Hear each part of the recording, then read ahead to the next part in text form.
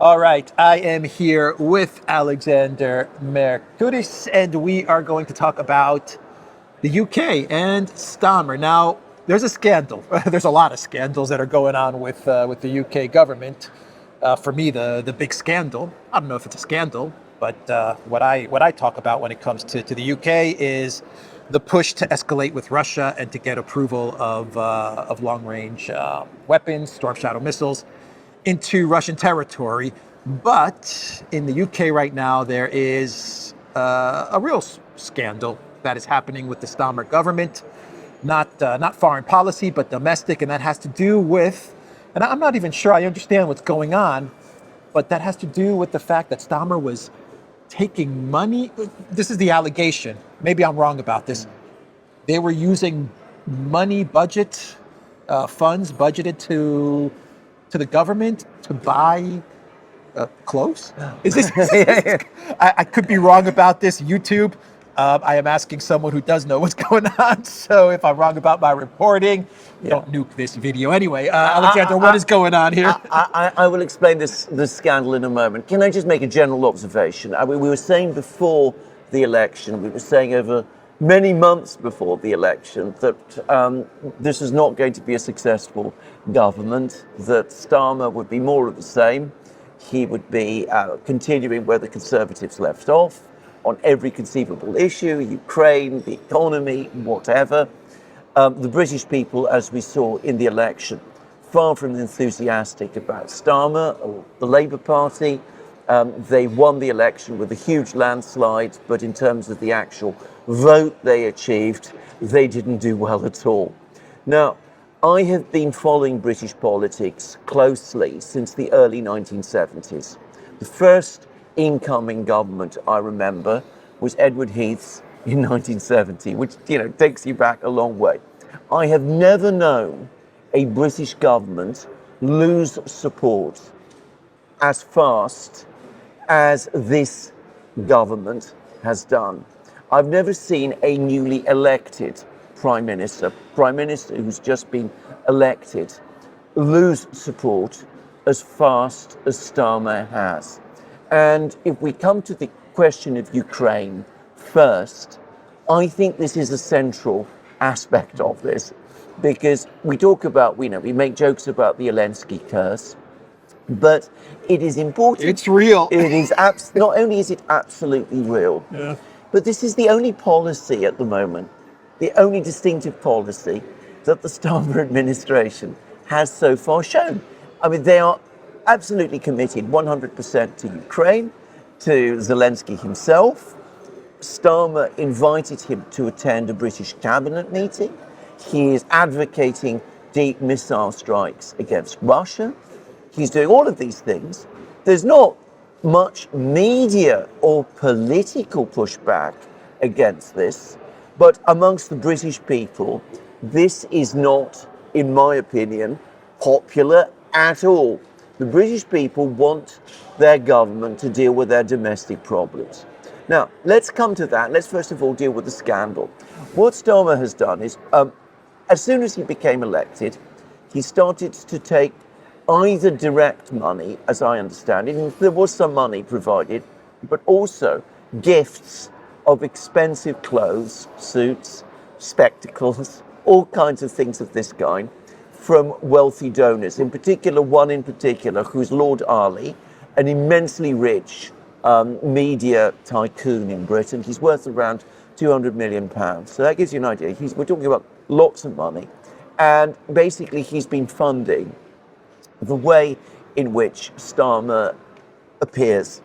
So Starmer is, This is confirmed. This is absolutely, This is not even confirmed. disputed. Okay. I mean, Starmer himself admits it. Okay. It turns out that other top members of the government were getting money, were getting similar gifts as well.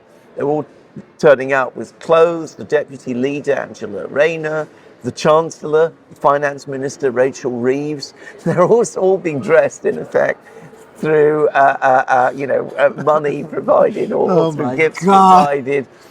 I understand. This is confirmed. This is absolutely confirmed, not just by Lord Ali. I believe others as well, and of course, it's to say that it's a terrible look is absolutely the case. Even the pro-Starmer Guardian has been running pieces about this, saying this is absolutely, the optics of this are terrible. But of course, it builds on an already terrible economic situation, which the Starmer government is making worse. Now, in the weeks before the election, and in the weeks that immediately followed, you had a mild uptick in the state of the British economy. I never took it very seriously myself, but what happened was the Conservatives probably reflated the economy to some extent because they wanted to improve the economic numbers just before the election took place, and we had a sort of mild uptick. Starmer comes in and, together with his Chancellor, takes away energy subsidies from pensioners, talks about the fact that taxes are going to have to rise, cuts spending on all kinds of programs, gives big wage payments to public sector workers who, through their unions, are an important part of the Labour Party, the current Labour Party. Anyway, he talks about austerity. He gives the British people the impression that things are going to get worse. In fact, he made what I thought was a disastrous speech saying precisely that for the moment things can only get worse. And at the same time as he's doing that, he's getting all these fancy clothes from people like Lord Arley. So the optics could not be worse. Unbelievable. It is unbelievable, exactly. And as I said, his popularity has crashed, as has that of his government. Now, he has no other policies apart from giving arms and support to Zelensky, which, as I said, is not particularly popular with the British people at this time. And people are asking increasingly, what is the plan? I mean, you accept that there's all these economic problems in Britain. Other than raise our taxes and cut spending on social programs and on infrastructure, building roads, clearing the streets, sorting out pavements, doing all of these things. If you spend any time in Britain now, you will notice how grubby and dirty a lot of Britain is now becoming because there's been so little done about this. So other than doing all of that, what exactly do you intend to do? What is your strategy for making the economic situation in the medium term in Britain better? He hasn't come up with one. He's got a bit closer to the European Union, where things are even worse than they are in Britain, if that is possible. He gives a lot of people the impression that he wants to take Britain eventually back into the European Union, which I'm sure he does, but he's not had the courage to say that outright. So people are asking, William, what are you about at the end of the day? You've crashed the economy. I was speaking to a businessman just a few days ago, and he is based in Bristol, outside London, but he runs a print and paper business, and he tells me that orders have fallen off a cliff. I mean, all the indications are that the country is going back into a deep recession. There's no plan other than to send arms to Ukraine and get us perhaps involved into a crisis with the Russians. And at the same time, the Prime Minister goes to his rich friends, gets clothes from them, gets tickets to football matches. Is it just for him, or is it also for family members? Absolutely, his wife. I mean, his wife also was also being dressed. Oh my God! In this way, beautifully turned out and all of that. So he's getting all of that from his friends. He's going to Taylor Swift concerts. He's getting tickets to Taylor Swift concerts, to Taylor Swift. Taylor Swift, well, quite, yeah, no. Interesting, revealing as well. But he's getting all of that. And as I said, to say that people are not impressed In fact, that they're very disappointed. In fact, that they are very angry would be an understatement. But just to say this, Alex, I mean, if people had been listening to our programs about Britain and the situation here, none of this should surprise anybody, because we've been warning, well, ever since basically Starmer became leader of the Labour Party, that if he was ever elected, this is the sort of thing that we would get. Okay, two questions. The first one I think is obvious. Wasn't there anyone in his cabinet, in his administration, saying this is not a good idea? In Labour, in the Labour Party, a huge party, wasn't there anyone saying, yeah, this is not such a good idea. Perhaps we should tell this guy that's giving you these gifts, to all of us, Starmer, everybody that's getting these gifts, no thank you? That's my first question. And my second question, how is, to be fair to Starmer, how is he explaining this? Is there an explanation for this? Yeah. Is he explaining this? Maybe we got it wrong. Maybe the media in the UK, even the Guardian, maybe they're getting it wrong. I don't know. Well, they're not. How is he explaining all of this? The first thing to say is they're not getting it wrong. It is exactly as I said. But let's deal with the first question about, what wasn't. This is obvious stuff. Wasn't he warned? Yeah. Wasn't he given the advice? The thing to understand, that's the other aspect of this, is that already there is massive infighting going on within Starmer's team. His chief of staff and his campaign manager hate each other. His chief of staff was a person called Sue Gray, former top civil servant, who did a report on Boris Johnson and the Conservatives over Partygate. Right, I remember her. Okay, yeah, I remember. Anyway, she's now Starmer's chief of staff, by the way, which is already, people are uneasy about that because she was a former civil servant. She's now become a political figure. Well, she's deeply unpopular. The civil service don't like her. The first thing she did was that she negotiated for herself a huge pay increase. Okay, so this has created. She's actually paid more than Starmer himself is. So this has already made her unpopular. My head hurts. Unpopular with many people. She doesn't get on at all well with the campaign manager. There's feuding and lots of negative briefing by each against the other going on. The media in Britain is full of all of this.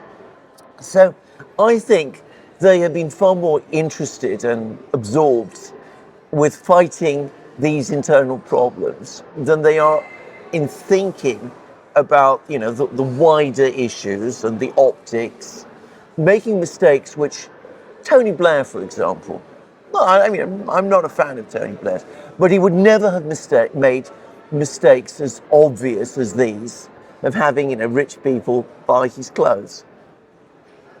Now, so Starmer runs a bad team. I think that's the first thing, a bad and very divided team. He's also become very accustomed to the fact that the media supports him, as they did before the election, because as we discussed many times, the establishment very much wanted him to win. So he's not used to criticism. Now, his reaction when all this came out was, he's the Prime Minister of Britain. He must appear in elegant clothes. He must, the President of the United States gets funding from the US government budget to be properly dressed. He's got to look presentable himself. And since he only gets paid £176,000 a year, he can't afford to buy expensive clothes. He doesn't mention the fact, by the way, that he was previously a lawyer. Right. So presumably he's, a wealthy man anyway. But, he can't afford to dress himself up. What's for the median income in Britain is £32,000 a year. So, maybe, it's not a millionaire salary, but he's paid an awful lot more than most people are. But anyway, that was what he was saying. And that was his justification. How he justifies the fact that his wife was paid expensive clothes, I'm not quite sure. But anyway, that was his defense. And the most extraordinary thing was that he ran with it. He went on saying for several days, even after this story came out, that he wasn't doing anything wrong. He hadn't broken any rules. He would just go on doing it. He would go on accepting these gifts and still go on, presumably going to football matches and to Taylor Swift concerts and doing all of those things. I mean, it was fine. He didn't seem embarrassed about it. Only when it became absolutely clear that Labour MPs were starting to complain, other Labour ministers were starting to complain. There are problems now with the Labour Party conference, which is taking place. Only then did he start to realise that the optics were terrible. And he finally came round and said that he would no longer continue to accept these gifts. Is he giving them back? No.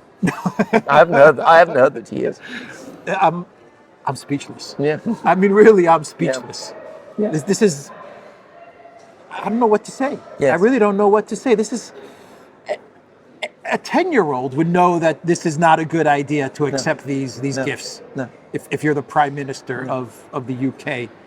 This is as basic as you can get. And on the flip side, he's pushing for war with Russia while he is sending whatever little money and weapons are left to Zelensky. Yes. I mean, the optics of this are about as bad as you could possibly get. Absolutely. And of course, he's telling everybody that the economic situation is going to get worse, that he's going to raise people's taxes and cut investment and do all of these things. And is presiding over what looks like a oncoming recession.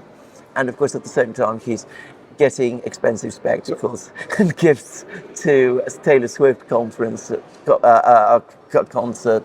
and having himself kitted out in expensive clothes and his wife getting expensive dresses and doing all of these things. No, the optics just could not be worse. So what happens now? I mean, he goes on for a while. He goes on. He Okay. goes on for a while because I mean he's just won an election, but his support for him is draining away. I mean, it's crashed. I mean, he's now in deep negative territory. I don't think he's going to be Prime Minister for very long. That's my own. do you see another crackdown on speech? Yes. Or like Oh, what he yes. did a couple of months ago? Yes. There's already lots of talk about Okay. this. That all sorts of stories about bad things have been spread. The Russians are busy with disinformation. All of that's going to continue. Whether he stays or goes, this Labour government, will pursue that agenda until they're voted out, which they probably will be, by the way. Do you think the constant talk about the escalation with Russia is a distraction from this scandal? No, it began before. Okay. I think it's one thing there's the one thing that the entire British establishment is united around, and it gives the political system a degree of coherence that nothing else does. I mean, it gives them a policy. It unifies them. It unifies them. But of course, it unifies the political elite, but it doesn't unify the country. The country is sick of Ukraine. Wow. I still can't believe this story. No. I really cannot believe this story. It's quite embarrassing, actually, Yeah. that this is what he's doing. Well, I thought he was before he became prime minister. I mean, he's Sir Keir Starmer. I thought he was a man he's distinguished. He's proper. I mean, that's the impression that they like to present of Starmer, someone who understands etiquette. yeah. And stuff like that. I mean, he's Sir Keir Starmer. This doesn't seem to be the actions of a Sir. Well, that's exactly correct. I would say this. I mean, the other damage this has done is it's actually just smashed the only positive side of his image. people didn't particularly like him before the election. He came across as boring, he came across as uninteresting, lacking in ideas, a rather grey figure. But people did think he was, solid and honest and dignified. I think people have been rather shocked and disappointed to discover that he isn't those things. I mean, the only positives that he had on the upside were those, and he hasn't delivered on them. So people are asking, well, if he's so mediocre as a prime minister, if he's leading our country into recession, if he's pulling us into a crisis with the Russians, and he isn't even someone who has that level of dignity and respectability that we expected of him, what is the point of him? I mean, people are asking that question. I thought the same thing. I said, this guy's so boring Yeah. that at least on the upside, he's so boring that at least he won't do anything stupid. Yes. Boy, was Well, I exactly. wrong? I mean, it was, if you like, the comparison was with Theresa May. I mean, Theresa May was a terrible prime minister, as we remember, completely lacking charisma or anything of that kind. But she was, personally, a frugal person, and gave the impression of being respectable and honest. And people did like that. That was the one aspect of her that people, respected. Yes. That was something that Starmer also appeared to show and appeared to have. And of course, he's taken just a few weeks to trash that impression completely. How was this leaked? How did this come out? Oh, it Just wasn't. final closure. How did people find out about this? It wasn't really concealed.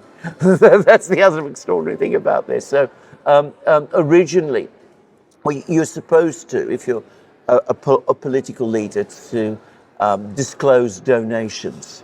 It turned out that they weren't following some of them. I'm not sure about Starmer himself, but that they weren't following the disclosure rules properly. But eventually, journalists just looked at the declarations of interest that they were getting, and they began to see all of these. The total amount, by the way, just to say, the value of the gifts that he's received is £100,000.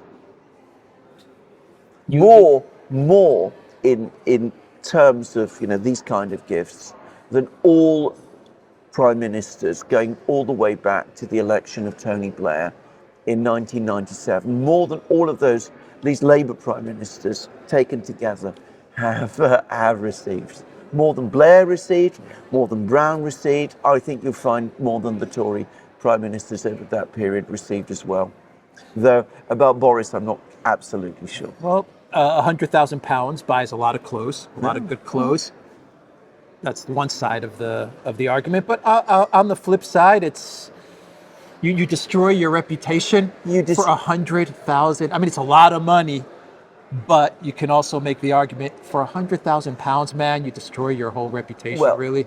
Well, here, absolutely, that is completely true. And can I just say, I mean, I live in London. I know how to dress well.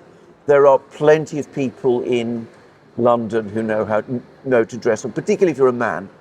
I mean, this is it's a world capital. It's London, yeah. Tailoring. Yeah. You can get yourself clothes.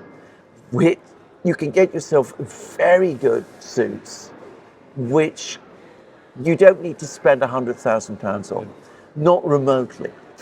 You can get really excellent suits for less than £1,000, a lot less than £1,000. So suits which any prime minister could wear to any meeting, internationally, and it would not raise eyebrows. People wouldn't snigger behind your back and say, so and so doesn't look, absolutely immaculate. It's just not worth it. I mean, if you're prime minister, you would say it's not worth it. It's not worth it. Exactly.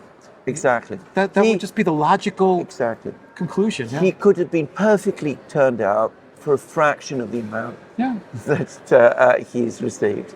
And as I said, as for his spectacles, all these large numbers of spectacles he's received, I mean, I just don't even understand what that's about, frankly. You do it like, just a final note, you play it the way Tony Blair played it, or Obama, the way Obama played it, or all the U.S. politicians while you're in office, or at least back in the day, the U.S. politicians. I'm not so sure that holds now, but you're president or you're prime minister while you're in office. You don't make stupid mistakes like this one. Then when you're done, that's when you make the real big bucks, like Tony Blair or like Obama, and you sit on the board of companies and you create foundations. Yes. Why do it while you're in office? Well, agreed. But he was obviously in too much of a hurry. Probably doesn't really believe that he'll be there very long. So he's going to enjoy it while it lasts, it seems. Oh boy. Anyway, all right, that's the video. TheDuran.locals.com. We are on Rumble, Odyssey, BitChute, Telegram, Rockfin, and Twitter X. And go to the Duran shop, pick up some merch, like the shirts we are wearing. Alexander has the polo with the Union Jack flag. I have a Greek t-shirt, a t-shirt with the Greek flag. Which are fantastic clothes. You don't have to spend £100,000. Not even close. Not even close to that. $20-30, and you've got one of these amazing shirts or this polo. All right, that is the video, everybody. The link to our shop is in the description box down below. Take care.